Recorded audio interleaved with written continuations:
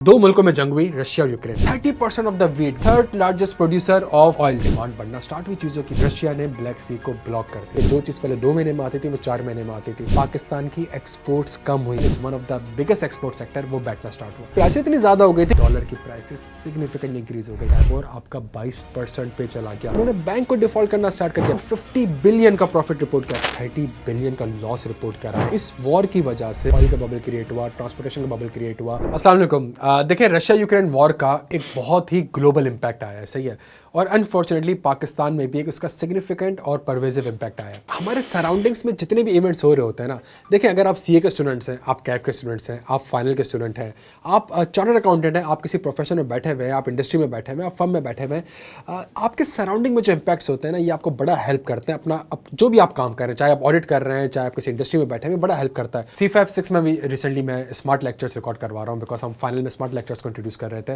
तो वहाँ मैंने कोशिश करी कि यार, चूंकि आप स्क्रैच से रिकॉर्डिंग करा रहे हैं, वापस से रिकॉर्डिंग करा रहे हैं, तो रिसेंटली जितने भी इवेंट्स हैं ना, उनको मैं अपने लेक्चर्स में कवर करूँ, बिकॉज एक चांसेस एक एग्जामिनर चीज़ों को पूछ सकता है। और अगर आप प्रोफेशन में होते हैं तो ये इन्फॉर्मेशन बड़ी ज़रूरी होती है आपको पता चलना, बिकॉज ये अल्टीमेटली आपको हेल्प करती है। मैंने अभी इंटरनल ऑडिट मास्टर क्लास भी कंडक्ट करी ICAP के प्लेटफॉर्म से, तो बहुत से डिफरेंट इंडस्ट्रीज़ के लोग वहाँ पे बैठे हुए थे, और जब इस चीज़ों को डिस्कस करा तो आप यकीन करें, हर कोई इंडस्ट्री पाकिस्तान में इंडस्ट्रीज, और जो मैं आपसे एनालिसिस आज शेयर करूँगा, उससे आपको रियलाइज़ होगा किस तरीके से चीज़ें इंपैक्ट करती है और किस तरीके से एक बबल बनता है। देखें, 2 मुल्कों में जंग हुई, रशिया और यूक्रेन वॉर हुई, ठीक है।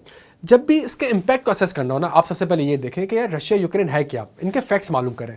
रशिया और Ukraine 30% of the wheat, global wheat, सही है, दुनिया को सप्लाई करता है। मतलब 30% ऑफ द वीट की प्रोडक्शन जो है वो रशिया यूक्रेन से होती है, और वो दुनिया को सप्लाई करता है। एक बेसिक चीज़ जो आटा है वो 30% ये 2 कंट्रीज प्रोवाइड करते हैं। Russia itself is the third largest producer of oil, सही है, globally third largest oil producer है। जब जंग चली तो रशिया के ऊपर सैंक्शंस लगना स्टार्ट हुए। जब रशिया के ऊपर सैंक्शंस हुए तो उन्होंने कहा जी आप रशिया प्रोडक्ट्स ना खरीदें, रशिया से ऑयल ना खरीदें। ये सारी चीज़ें भी आप समझने की कोशिश करें। 3-4 साल पहले हम कोविड से निकले, और जब कोविड से निकले तो उसके बाद अब डिमांड बढ़ना स्टार्ट हुई चीज़ों की, सही है, चीज़ें इंडस्ट्रीज वगैरह वापस चलना स्टार्ट हुई, एयरलाइन इंडस्ट्रीज चलना स्टार्ट हुई।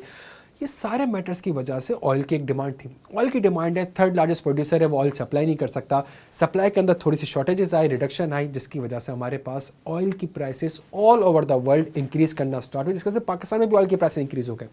अच्छा, मज़े की बात यह है कि रशिया ने क्या करा, रशिया ने कहा कि जी ठीक है, जी ब्लैक सी है ना, अगर मैं ऑयल सप्लाई नहीं कर पा रहा तो ठीक है जी, अगर आप मेरे पर सेक्शंस लगा रहे हैं तो ठीक है जी, ये जो आपकी ट्रेड रूट्स वगैरह होती है ना, जो ब्लैक सी था, 90% ऑफ द ट्रेडिंग जो होती है ना, जो शिप्स वगैरह ट्रेड होते हैं वो शिप के थ्रू होते हैं, तो ब्लैक सी एक बड़ा इंपॉर्टेंट सी था।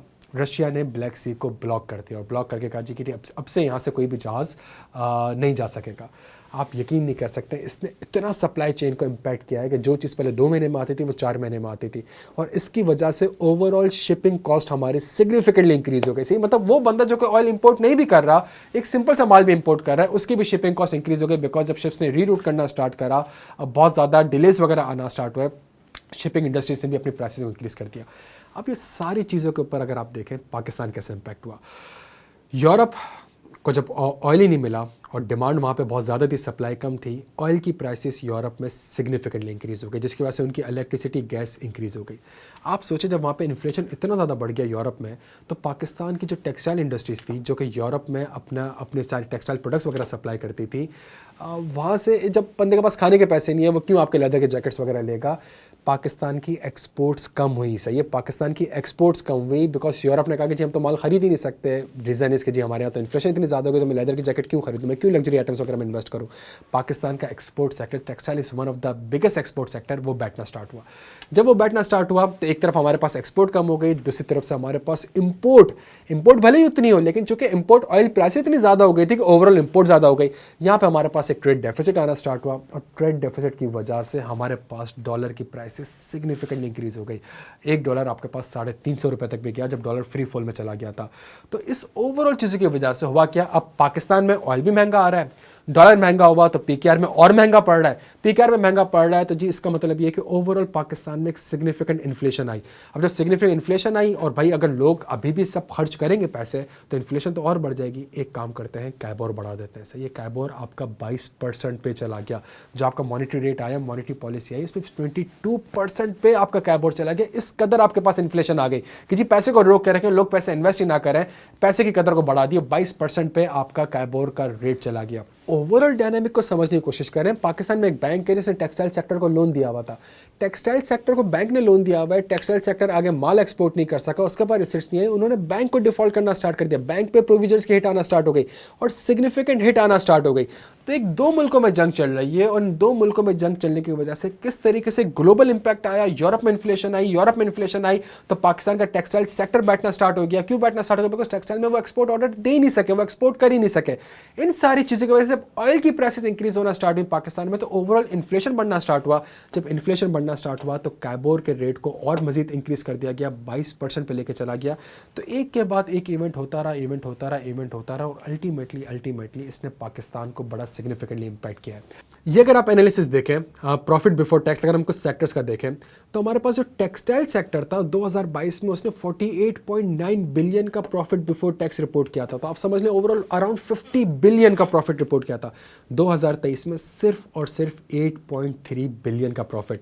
जो हमारे पास रिफाइनरीज थी, ऑयल इंपोर्ट होता था, अब रिफाइनरीज में ऑयल इनको इतना महंगा पड़ गया, इतना महंगा, और उसके बाद रिफाइनरी कॉस्ट वगैरह, तो रिफाइनरीज ने 2022 में जो प्रॉफिट रिपोर्ट किया था वो 50 बिलियन का किया था। 2023 में 33.8 बिलियन का प्रॉफिट रिपोर्ट किया। जितनी भी पावर जनरेशन डिस्ट्रीब्यूशन कंपनीज हमारे पास थी उन्होंने 65 बिलियन का प्रॉफिट रिपोर्ट किया था 2022 में, और 2023 में उन्होंने 6 बिलियन का प्रॉफिट रिपोर्ट किया। और हमारे पास आखिरी oil and gas exploration companies को अगर हम देखें, बड़े बड़े नाम है इनके अंदर, OGTCL, PSO, 684 बिलियन के प्रॉफिट से 419 बिलियन के प्रॉफिट में आए ये लोग। सही है। सिर्फ के इलेक्ट्रिक एग्जाम्पल हो ना, कराची में के इलेक्ट्रिक एग्जाम्पल, तो के इलेक्ट्रिक ने 2022 में 8 बिलियन का प्रॉफिट रिपोर्ट किया था, 8 बिलियन का। 2023 में 30 बिलियन का लॉस रिपोर्ट करा है के इलेक्ट्रिक ने। One of the major reason was the इस वॉर की वजह से और ओवरऑल पैंडमिक की वजह से जो एक के बाद एक बबल क्रिएट होता रहा। ऑयल का बबल क्रिएट हुआ, ट्रांसपोर्टेशन का बबल क्रिएट हुआ, इन्फ्लेशन का बबल क्रिएट हुआ, आपके डॉलर गिरना स्टार्ट हुए, कैबोर बढ़ा। इन सब की वजह से के इलेक्ट्रिक ने 8 बिलियन के प्रॉफिट से 30 बिलियन के लॉस पाए।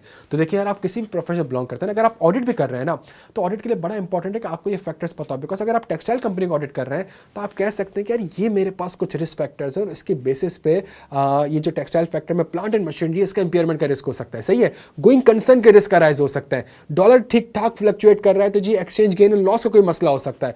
इवन अगर आप इंडस्ट्री में हैं तो इन सारे फैक्टर्स को कंसिडर करते हुए आपने ये असेस करना होगा कि यार किस इन इवेंट्स की वजह से किस तरीके से क्या फाइनेंशियल स्टेटमेंट जो प्रोविजन रिकॉर्ड हो रहा है, क्या वो प्रोविजन सही है। अगर आप इंटरनल ऑडिटर है तो आप उसको चैलेंज कर सकते हैं कि जो प्रोविजन का अमाउंट भी रिकॉर्ड किया गया है क्या ये सही है कि नहीं। अगर आप एक एडवांसेस एक बैंक में बैठे हैं और आप एडवांसेस की डिसबर्समेंट कर रहे हैं तो ये मेक श्योर करें कि क्या आप इन सारी चीज़ों को कंसिडर कर भी रहे हैं कि नहीं कर रहे हैं। देखिए, जब आप प्रोफेशन में है ना तो आपके सराउंडिंग में जितनी भी चीज़ें हो रही है ना, आप उसके ऊपर एक डिटेल्ड एनालिसिस करके रखें।